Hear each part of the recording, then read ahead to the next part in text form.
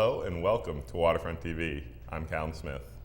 And I'm Matthew Moore. We've got some great stories for you this week, including one on Shannon Park development. And you talked to the owner of Sailor Bob's Barbershop, right, Matthew? I sure did. He's still having some troubles with City Hall, and I caught up with him to discuss that. But first, we're going to check in with Hilary Pettigrew, who's at the news desk. Hilary? Thanks, Callum. The Muslim community of Halifax wants to help people stay warm this winter. The group held its second annual Coats for Humanity coat drive at the Umma Mosque last weekend. They received more than 700 jackets. Throughout the day on Saturday, people visited the mosque to pick out jackets for themselves and their families. Azra El Durhali is the coordinator of the coat drive. She says it's all about supporting the community. People are really grateful. You know, they're very thankful, and even though you feel like you're not doing much, if they make you feel like you've done so much for them. So that's really rewarding. Any remaining jackets will be donated to charities such as Langhouse and the Brunswick Street Mission. Residents in a Waverley neighborhood are concerned about a proposed cell tower in the area. WTV's Alistair Alders is standing by live now with the details. Alistair? Thanks, Hilary. Rogers Communications wants to build a new cell tower near Spider Lake, but residents have started an online petition to stop it. This is a public area that doesn't need a cell tower to be impeding into this area.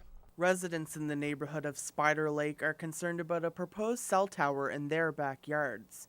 The structure would be built on land owned by Nova Scotia Power behind the homes on Willow Hill Ridge. Really consider what's in and around the area. So if there is homes in around there, it's not a good area to be putting a cell tower in.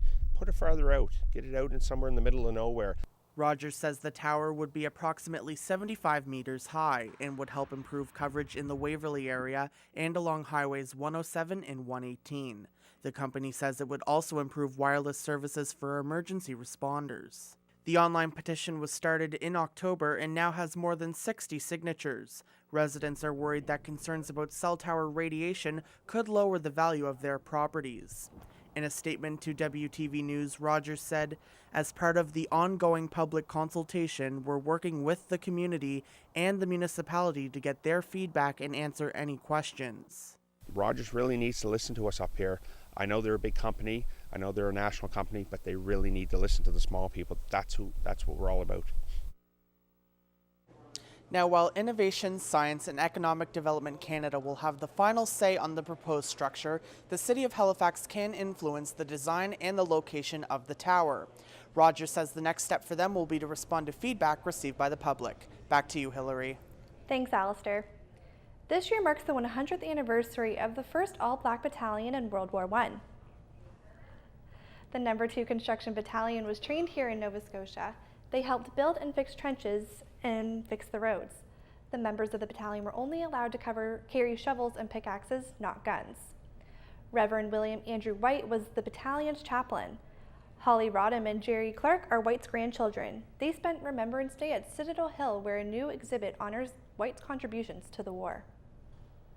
We were thrilled, absolutely thrilled, and to realize, we've talked about our grandfather, and we, thought he was pretty important, but I had no idea how important, and so I have really been very pleased to be part of the celebrations this year. It's a great source of pride, and I'm just so pleased that I can be part of it. The Citadel Hill Museum has closed for the season, but it will be opened up again on April 9th for the 100th anniversary of Vimy Ridge. A local pound is doing its part to ensure fewer cats get lost in HRM. Over the weekend, Homeward Bound City Pound offered to microchip cats for free. Microchipping is a non-invasive procedure that can be performed within minutes. Hope Swinimer is the pound's owner. She says she wants the microchip clinics to bring awareness to the pet owners and help get stray cats off the street. I'm a firm believer nothing gets fixed easily. It takes many, many things to fix a problem. But I also really believe that microchipping is one of those pieces of the puzzle that we need to have happening. For every pet owner out there should have a microchip in their animal. The chip is the size of a grain of rice, and it's put into the scruff of the neck by its needle of the owner's contact information is synced to the chip, and that helps reunite the lost cat with its owner. More than 60 cats received a microchip during the free clinic. A program that helps young people gain work experience in North End Halifax is launching for its second year. It's called Future Roots, and it's aimed at 13 to 18-year-olds. Participants get experience doing things like baking, raking leaves, and shoveling snow. Ashley Linden is the program coordinator, and she says both the young people and the wider community benefit from the program. The benefits of Future Roots is that the youth are feeling empowered, they're being paid for the work that they're doing, they're getting work experience, and at the same time, the community is able to engage with conversations with youth who they may not have engaged in conversations with, and vice versa. There are currently 10 participants in the program, and Linden wants to see more kids in the North End get involved. The Future Roots launch is underway right now at Veith House. And that's it for the news desk. Back to you, Matthew and Callum. Thanks, Hilary. We have to take a short break. Coming back after the break, we'll tell you the latest buzz about Sailor Bup's Barbershop in Dartmouth. And Sky Brad Blom will be talking to us live about the lack of women in the science, technology, engineering, and mathematical fields. We've got those stories coming right up. We'll be right back.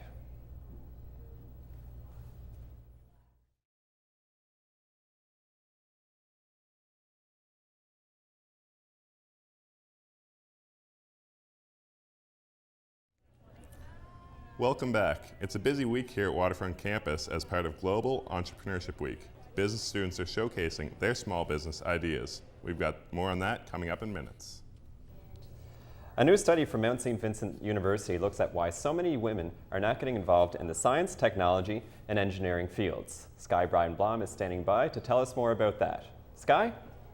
That's right, Matthew. Researchers at the Mount surveyed nearly 1,500 students in all 4 Atlantic provinces. The goal is to address the gender gap that exists within STEM careers. Those are jobs in science, technology, engineering, and math, and to find out what can be done to get more women into those fields. I didn't grow up and was like, oh, when I won't grow up, I'm going to be an electrical technologist. No, nobody knows that. Kristen Walsh is in her first year of electrical engineering technology at the Nova Scotia Community College. She is one of 3 women in a class of nearly 20 students. She already has an arts degree in sociology and French, but says she couldn't find work in her field. She says it wasn't until she started working on an oil rig that she thought about a career in the sciences. Well, they don't tell you that stuff in school. It's not really promoted. Like, oh, go do electrical engineering technology. It's just like, what is that? Nobody really knows a lot about it. And researchers say lack of information could be one of the reasons a gender gap still exists within STEM careers in Atlantic Canada. The Mount study surveyed nearly 1,500 students in grades 7 and 9 across the Atlantic provinces. The study showed a number of interesting things. It told us that boys are 1.5 times more likely to choose a STEM career than girls, which tells us that we need to do targeted programming to girls to encourage them to consider STEM as a career.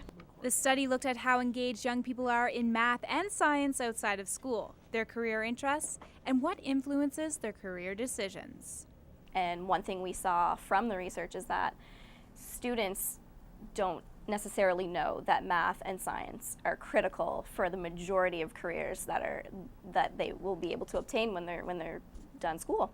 Now that Walsh is pursuing a STEM career, she says she's looking forward to future possibilities. It's pretty versatile because it's not just electrical route you can go with. There's a lot of design involved and theory of how things work and why they do. The researchers say they hope these results have an impact on the current school curriculum. They also hope to see more money given to school programs that encourage young women to pursue those careers. Back to you, Matthew. Thanks for that, Sky.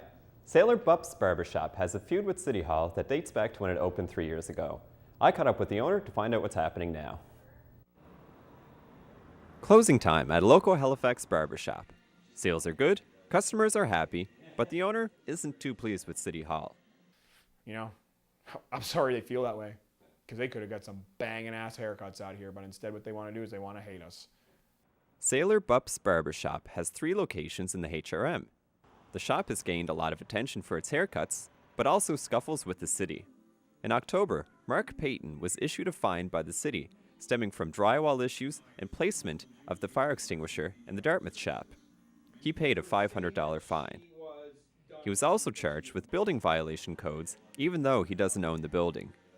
Mark believes actions like this are killing small businesses in the city. Like, I did everything they asked me to do, and I think that Mike Savage and HRM in general need that kind of wake-up call, you know? He's losing businesses from the city, man. Like, look down Barrington Street sometime. But the councillor for downtown Dartmouth thinks there are ways that the city can work together with small businesses. One of the ideas that was talked about in the campaign was, maybe we need in the bureaucracy like an office of small business, right, whose job it is to try and smooth over these things. In talking with the new CAO, they have prioritized red tape reduction as one of the things that they're going to be working on for the next 4 years. So I'm hopeful that we'll see some, perhaps a little bit more of a friendlier tack taken by the municipality in the future. Mark Payton says, at this point though, the change may be too late. They got what they wanted out of me. They're like the bully on the playground, man. That's what they are. They're like, you just give me your lunch money, kid. And then you give them the lunch money and then you hope they don't come back. Mark says that if the city comes after him again, he'll pull his operation out of Halifax and move to Ottawa. Now, this dispute is far from over. Mark actually met with City Hall today, and he told me that Mayor Mike Savage is due for a haircut this month. I'd love to be a fly on the wall for that conversation. And speaking of haircuts, when are you going to fix that thing? Thanks, Matthew. For many students, finding a job after graduation can be tough. That's why some students are deciding to create their own. Let's take a look. Kathleen Kroll is a business student at NSCC. She is part of a group who is participating in Global Entrepreneurship Week. I don't really enjoy working for somebody else. I get along with them fine, but I would like to be able to put my own ideas out forward and to be able to put them in use.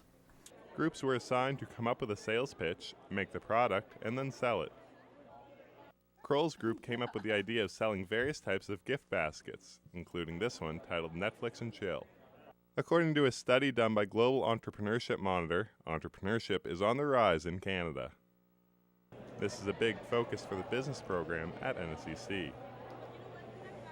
The more than 300 first-year business students got into groups and all had to apply what they've learned to give them a sample of what it might be like on their own. There's many ways to earn an income, and one of those obviously is going into a job, and another one is being your own boss. And I think learning early on that that's an option is super important for them. This is part of a project called Mini Ventures. Students have to sell their chosen product throughout the event, which is held on campus. For Kroll, it has already been a valuable learning experience.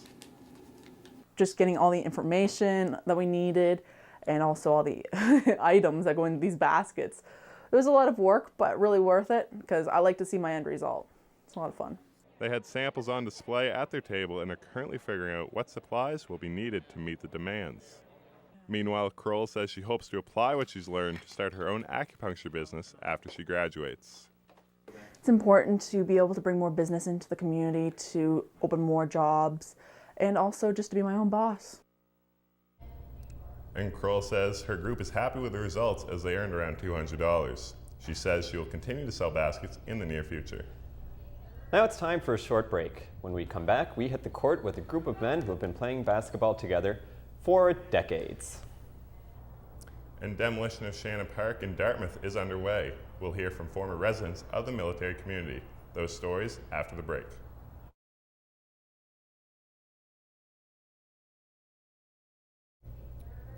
Time now to take a look at the weather. For tonight, we'll have periods of rain with a low of 8. Friday, we'll have periods of rain throughout the day and a high of 11 degrees. Saturday isn't looking like a great day as rain is in the forecast. Not a whole lot, but enough to dampen your shirt and spirits. High for Saturday is 12 degrees. To finish off the weekend, we can expect more rain all day on Sunday and a high of 13. Yucky. That seems a little gloomy, but at least it's mild. The demolition of the Wallace Heights Shannon Park neighborhood on the Dartmouth Waterfront started earlier this year, and seeing it get torn down is bittersweet for the people who used to call it home. Blake Seymour has the story. Shannon Park in Wallace Heights is a former military community on the Dartmouth waterfront. It was closed back in 2004, and now, over a decade later, the demolition has finally begun. Christina Can lived in Shannon Park from preschool until high school graduation. It was a great place. It was a great feeling of camaraderie. You could knock on anyone's door and feel safe, and somebody would help you, and I've actually done that. I've knocked on somebody's door. The Wallace Heights and Shannon Park Facebook group has been a big part of keeping people all over the world connected to the place they grew up. There have also been 3 reunions since 2000 for former residents. Jane Walsh helped organize the past 2 reunions and is a former resident herself. But they came from as far away as Australia, BC, right across Canada for this reunion. And it was spectacular. It was really good. It went out with a bang. This school is the only building in Shannon Park still accessible to the public. The rest is all fenced off and is currently awaiting demolition that has started this year.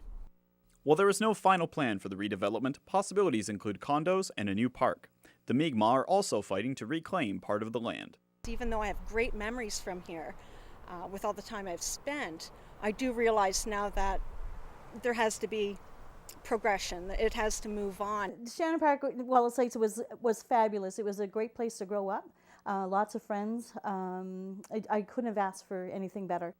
It's like anything, when it's time to come down, it's time for new adventures. So it was, as much as disheartening it was to watch it come down, it's time for us to move on. Blake Seymour, WTV News, Dartmouth. The Canada Lands Company is in charge of the redevelopment of the area. While the process was slow to start, they say the demolition should be finished in spring of next year. Now, basketball has been around since 1891. Did you know that? They must have had a ball when they created that, eh, Matt? Just stop. The game has been a staple in Canadian culture for more than a century. WTV's Dan McKenzie caught up with some local ballers in Halifax who've been playing together every week for 4 decades. Once a week, St. Andrew's Community Centre in Halifax is taken over by the Thursday Night Basketball Association, or as the members call it, the TNBA. DeFrancis Cantonio is one of the original members of the group. He helped to start it almost 40 years ago. Late 70s, early 80s. Bunch of guys that we played sports all our lives. High school, university was kind of over with and we wanted to stay active, so came up with an idea to just start renting one of the local gyms through the school board and see how many guys we can get out for that. Over the years, more than 100 men between the ages of 35 and 75 have made the TNBA part of their weekly routine. They've seen a lot of changes over the years and helped each other through some tough times. A while ago I had a health issue and everybody here was really supportive through that time, and it really helped me get through that period in my life. Player Chris Remo says he appreciates the brotherhood that comes with playing in this kind of environment. I first came out in 1986, so 30 years ago now, because some of the guys were people that I'd gone to high school with, and they actually started doing this right out of high school. This tradition has been going on for almost 40 years, and they say they don't plan on stopping anytime soon. Daniel McKenzie, WTV News, Halifax. And I know you're not in that kind of shape at 24, Matthew. I can't imagine how they do it. They eat their vegetables. And now we'll check in with our friends in first year to find out what's happening up in the city.